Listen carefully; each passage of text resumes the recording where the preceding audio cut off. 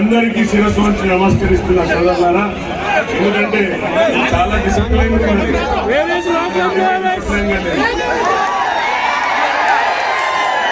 మీరందరూ క్రమశిక్షణగా ఉన్నారు. క్రమశిక్షణ ఇంత చక్కటి అవకాశం కల్పించిన దేవి ప్రసాద్ అన్నగారికి అందరికీ పేరు పేరున నేను శిరస్సు వంచి నమస్కరిస్తున్నాను.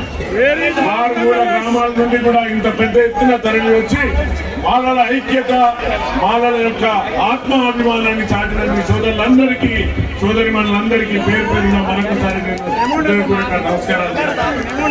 సోదరులారా, మీ అందరికీ తెలుసు ఏం జరుగుతుంది.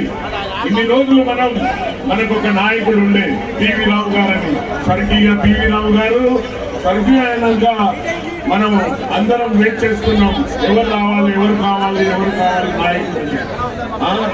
ఒక పివి రావు లాంటి ఒక నాయకుడు కావాలని ఎదురు చూసే తరుణంలో కానీ పివి రావు గారు పుట్టాలి కానీ పక్కింట్లో పుట్టాలనే ఆలోచనతో ఉన్నాం. కానీ ఎవరైనా కూడా నాకెందుకు నా కడుపు నిండింది, నేను కడుపు నిండా నిద్రపోతున్నా, వేరే వాళ్ళ సంగతి వాళ్ళే చూసుకుంటారనే విధంగా ఉన్న తరుణంలో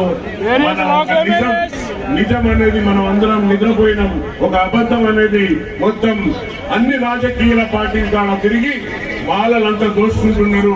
మాలలు దొంగలు, మాలలే మొత్తం అంబేద్కర్ గారు ఇచ్చిన పాలన్నీ కూడా మాలలే దోచుకున్నారని ఈ అబద్ధం అనేది ఊరంతా ప్రచారం చేసుకుంటూ ప్రతి రాజకీయ నాయకుల దగ్గర పోయి మాలలంతా దోచుకుంటున్నారు, మా మాలలందరూ మనవాళ్ళైందని ఒక తప్పుడు ప్రచారం చేసే సమయంలో మనం అందరం ఈ రోజు ఐక్యంగా రావడం చాలా సంతోషంగా ఉంది సోదరులారా.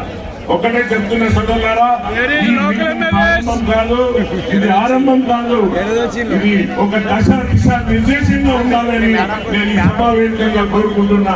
ఈ యొక్క మాల సోదరుడు ఒక సింహంలాగా గడిచిందంటే ఆ యొక్క మిగతా పార్టీలన్నీ కూడా ఆ బీజేపీ లేక టీడీపీ లేకుంటే కాంగ్రెస్ ఏ పార్టీకైనా కూడా గత వణికిపోవాలి.